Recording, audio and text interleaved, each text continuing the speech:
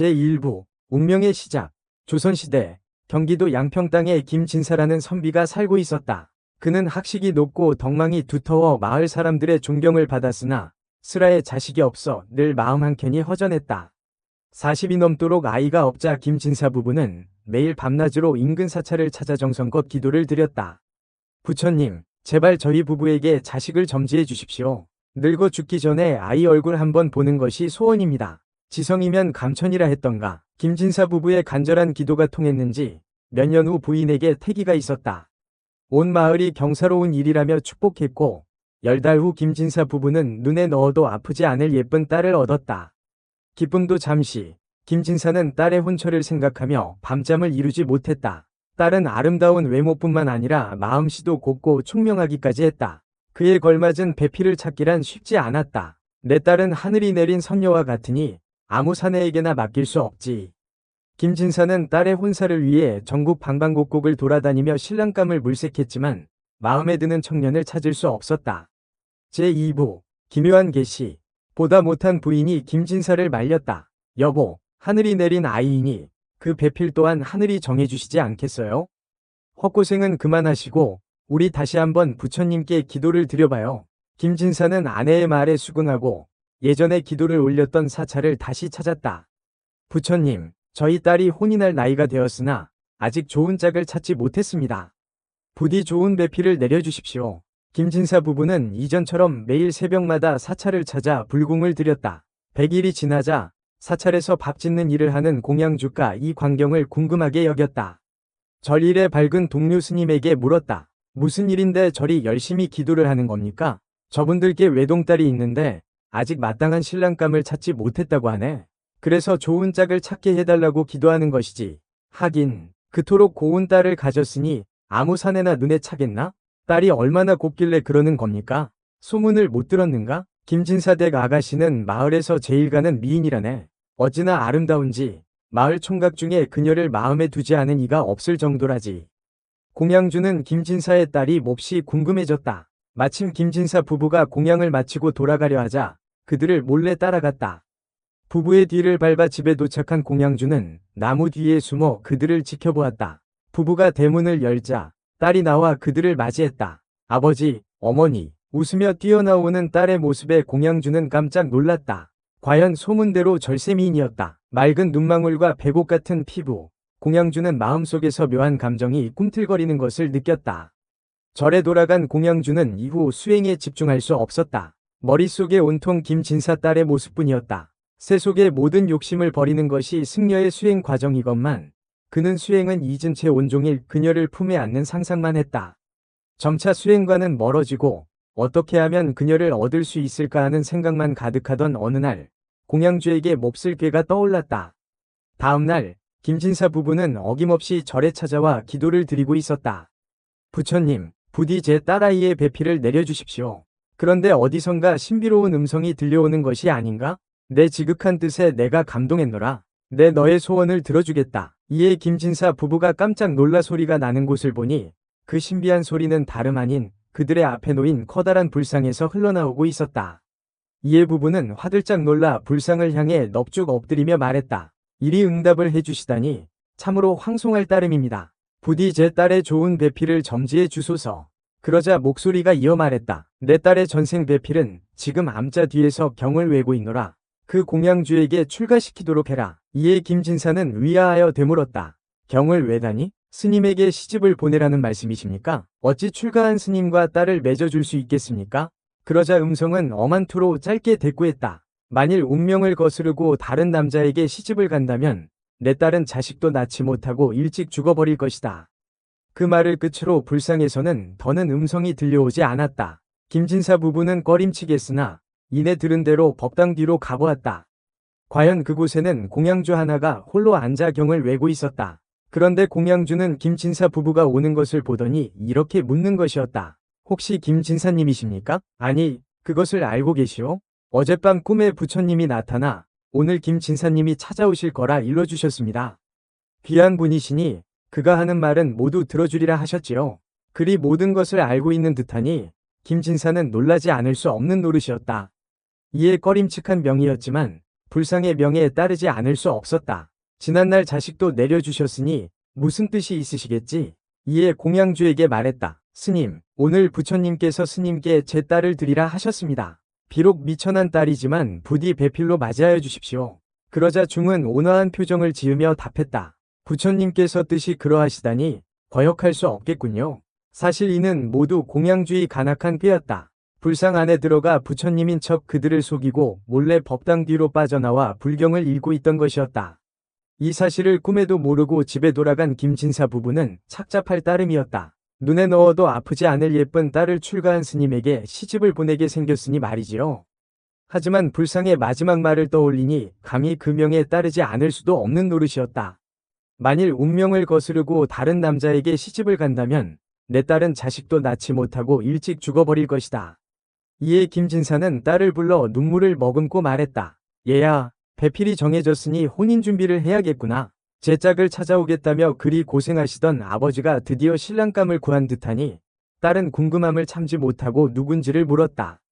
이에 김진사는 무거운 목소리로 말했다. 윗산 절에 사는 공양중이니라. 아버지, 스님이라니요? 그게 무슨 말씀이세요? 김진사는 그날 겪은 일을 딸에게 모두 말해주었다. 상상도 못한 혼인 상대였으니 그녀는 당황하여 뭐라 말을 잇지 못하다 이내 방에 들어가 버렸다. 김진사 부부는 그녀를 붙잡지도 못하고 슬픈 눈으로 딸이 들어간 방문을 바라볼 수밖에 없었지요. 임자, 이를 어쩐단 말이오? 그렇듯 본인도 그 부모도 내켜하지 않은 일이었지만 딸의 목숨이 달린 하늘의 뜻이라는데 거스를 수 있나요? 혼인날은 성큼 다가왔다. 김진사는 딸을 가마에 태우고 공양주가 마련한 산중 오두막으로 보내려 하고 있었다. 그런데 가마가 집을 나서려 할 때 문득 걱정이 밀려오기 시작했다. 꽃가마를 타고 절에 가는 딸의 모습을 보고 마을 사람들이 해괴하다 손가락질을 할까 봐서였지요. 이에 김진사는 잠시 가마를 세워두고 어찌할까를 고민하였다. 그러다 궁색한 꾀 하나를 떠올렸지요. 사람들이 알아보지 못하게 딸을 가마 대신 괴짝에 타게 한 것이었다. 그렇게 진사의 딸이 탄 괴짝은 가마꾼들의 손에 들려 오두막으로 향하기 시작했다. 그런데 산 중턱에 이르렀을 즈음 능선 너머에 웬 사람들이 내려오는 것이 보였다. 이 깊은 산 중에 뭐하는 사람들이지? 이에 자세히 보니 걱정만큼이나 그들의 모습은 심상치 않았다. 옷은 하나같이 피가 흥건하고 커다란 시체처럼 보이는 무언가를 어깨에 짊어지고 있는 것이 아니겠어요? 으악, 도적대다. 겁에 질린 가마꾼들은 김진사의 딸이 든 괴짝을 내팽개치고는 허둥지둥 산 아래로 도망쳐버렸다. 어두컴컴한 괴짝 안에서 도적대가 몰려온다는 말을 들은 김진사의 딸은 가슴이 철렁하였다. 이내 가마꾼들이 자신을 두고 모두 도망친 듯하자 그녀는 괴짝 안에서 꼼짝도 못하고 숨을 죽여 도적대가 무사히 지나가길 빌 뿐이었지요. 하지만 조금 뒤 그들의 발소리가 지척에 이르렀을 즈음 누군가 크게 외치는 소리가 들려왔다. 여봐라, 어서 저것을 열어보거라. 그렇게 뚜껑이 열리자 진사의 딸은 두려움을 이기지 못하고 그만 그대로 혼절해버렸다. 한참 시간이 흘러 산 아래로 도망갔던 가마꾼들은 신부를 버리고 도망간 죄로 벌을 받을까 두려워 조심스레 괴짝이 있던 곳으로 다시 돌아와 보았다. 그런데 다행히도 괴짝이 그대로 있는 게 아니겠어요? 이에 가마꾼들은 가슴을 쓸어내리며 다시 괴짝을 지고 절로 향했다. 아기씨, 괜찮으시지요? 그나저나 왜 이리 무거워지셨지? 겁을 잔뜩 잡수셔서 그런가? 이봐, 조용하게. 다 들으시겠네. 절에 도착한 가마꾼들은 공양주를 불러 말했다. 주인 나리께서 사람들이 수군될까 걱정되어 아씨를 괴짝에 매시도록 했습니다요. 안에 계시니 열어보시지요. 마침내 아름다운 신부를 맞게 된 공양주는 한시라도 빨리 그녀를 안고 싶은 생각에 더는 기다릴 수 없었다. 이에 가마꾼들에게 급히 손을 내저으며 말했다. 수고들 했네. 자네들은 이제 어서 내려가도록 해. 멀리서만 훔쳐보던 여인이 이제 손만 뻗으면 닿을 거리에 있으니 공양주는 끌어넘치는 욕망에 몸둘 바를 몰랐다. 꿈에 그리던 여인이 이제야 비로소 내 것이 되었구나. 이에 기대감에 가득 차 더 망설일 것도 없이 괴짝 뚜껑을 열었다. 그런데 이게 웬걸? 괴짝 안에는 여인 대신 사나운 곰 한 마리가 들어있는 게 아니겠어요? 문이 열리는 순간 곰은 사납게 울음소리를 내더니 이내 묶인 밧줄을 찢고 공양주의 목덜미를 핥히어버렸다. 으악! 그러고는 계속해서 덤벼드니 공양주는 그 어마어마한 힘에 저항 한번 하지 못하고 무자비한 짐승의 공격 끝에 그만 숨을 거두고 말았지요. 한편 김진사는 시집간 딸이 며칠째 소식이 없으니 슬슬 걱정이 되기 시작했다. 이에 사람을 보내 알아보았더니 얼마 후 청천벽력과 같은 소식이 들려왔지요. 그곳에 무슨 일이 있었던 건지 남편인 공양주는 사지가 찍힌 채 끔찍하게 죽어있고 딸은 온데간데 없이 사라졌다는 것이었다. 이에 김진사 부부는 충격을 이기지 못하고 그만 몸져 누워버렸다. 자신이 딸을 죽인 것만 같은 죄책감에 눈물과 회한 속에 하루하루를 보냈지요. 내가 불상 따위를 믿고 너를 죽였구나. 미안하구나. 얘야, 미안하다. 그러던 어느 날 김진사는 또다시 깜짝 놀랄 만한 소식을 받게 되었다. 이는 다름 아닌 궁으로부터 온 것이었지요. 속히 입궐하라. 갑자기 궁에서 자신을 부르다니 놀라지 않을 수 없는 일이었다. 이에 뭔가 불안했지만 어명을 따르지 않을 수는 없는 노릇이니 그는 성취하는 몸을 이끌고 속히 궁으로 향했다. 그렇게 긴장하며 궁에 들어섰는데 예상 밖으로 궁인들이 그를 극진히 모시며 어디론가 데려가는 것이 아니겠어요? 김진사는 더욱이 어안이 벙벙하여 정신없이 그들을 따라갔다. 그렇게 안내받은 방으로 들어가자 왕세자와 세자빈이 기다리고 있었다. 이에 김진사는 놀라 엎드리며 예를 올렸지요. 세자 저하, 김아무개라 하옵니다. 그런데 그 순간 자신이 그토록 그리던 목소리가 들려오는 것이었다. 아버지, 고개를 드시지요. 이에 놀라 고개를 들어보니 그의 앞에 선 세자빈 옷을 입은 여인은 다름 아닌 그의 딸이었다. 이에 놀라 말을 잇지 못하는데 그 옆에 선 세자가 다가와 더욱 놀라운 말을 건넸다. 제 장인어른이시군요. 도대체 어찌된 일이었을까요? 일은 이랬다. 언덕에서 내려와 괴짝을 열어본 이들은 도적 때가 아닌 마침 사냥을 나왔던 왕세자와 그 시중들이었던 것이다. 그들이 짊어진 것은 그날 사냥으로 잡은 작은 짐승들과 사로잡은 커다란 곰이었지요. 사냥을 마치고 돌아가던 중 수상한 괴짝이 있어 열어본 것이었는데 그 안에 눈부시게 아름다운 신부가 쓰러져 있으니 왕세자는 어안이 벙벙했습니다. 그리고 이내 그 아리따운 모습에 자기도 모르게 넋을 잃고 한참이나 바라보았지요. 그러다 쓰러진 그녀가 걱정된 왕세자는 좌우에 명했습니다. 이분을 궁에 데려가 보살필 것이니 잘 뇌시도록 해라. 정신을 잃은 여인을 데려가게 되자 손이 부족해진 왕세자 일행은 사로잡은 곰을 나중에 다시 가져갈 생각으로 괴짝 안에 넣어두었습니다. 그런데 조금 뒤 돌아온 가마꾼들이 그것도 모르고 공양중에게 데려다 준 것이었지요.